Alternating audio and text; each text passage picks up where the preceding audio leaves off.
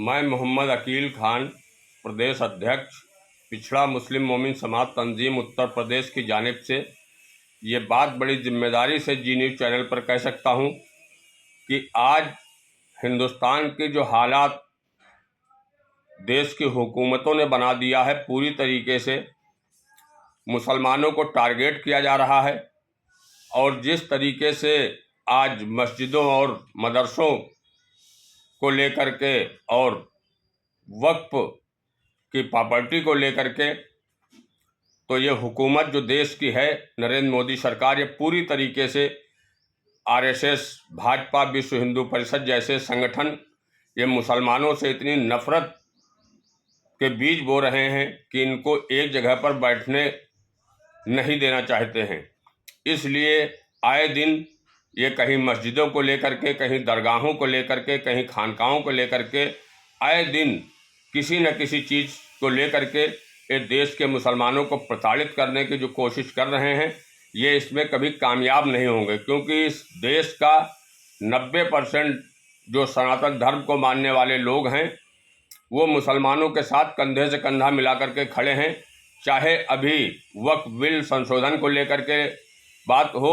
या तमाम हमारी मस्जिदें हैं, तमाम मदारिस हैं, तमाम खानकाहें हैं, तमाम दरगाहें हैं, उस पर पूरी तरीके सरकार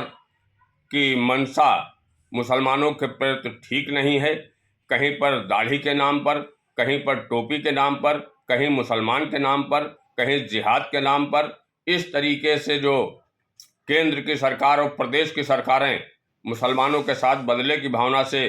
कार्रवाई करते हैं। और आज इस मुल्क के अंदर हर जगह ये देख लिया जाए तो मुसलमानों को टारगेट किया जाता है। जब इनकी ऐसी भाषा हो सकती है कि जब मुल्ले काटे जाएंगे तो राम राम चिल्लाएंगे, तो ऐसे देश के संविधान, क्योंकि भारतीय जनता पार्टी, आरएसएस के लोग संविधान को तो मानते ही नहीं हैं। और जहाँ तक बात रही, इस मुल्क के अंदर एक बयान आया है असदुद्दीन ओवैसी का, उन्होंने ये बात कही कि देश के प्रधानमंत्री या देश के कोई दूसरा नागरिक हो, बाबा साहेब डॉक्टर भीमराव अंबेडकर के जैसा कोई दूसरा इंसान नहीं हो सकता है, क्योंकि उन्होंने अगड़े पिछड़े दलित अल्पसंख्यक सबकी आवाज़ को उठाने का जो काम किया,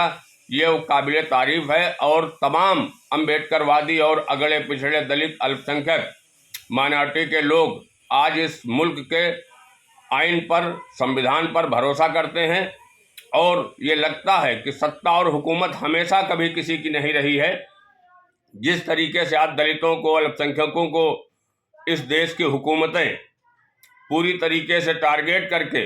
उनके साथ नाइंसाफ़ी करती हैं, तो इससे ये लगता है कि इस मुल्क के अंदर अब आइन और संविधान को हुकूमत नहीं मानती है। इस वजह से इनके तमाम सांसद देश के संविधान पर और देश के आइन पर, न्यायपालिका पर उंगली उठाने का काम करते हैं। ये इसमें कभी कामयाब नहीं होंगे। मैं बड़ी जिम्मेदारी से बात कर सकता हूँ कि इस मुल्क के लिए इस देश का मुसलमान कल भी वफादार था और आज भी वफादार है।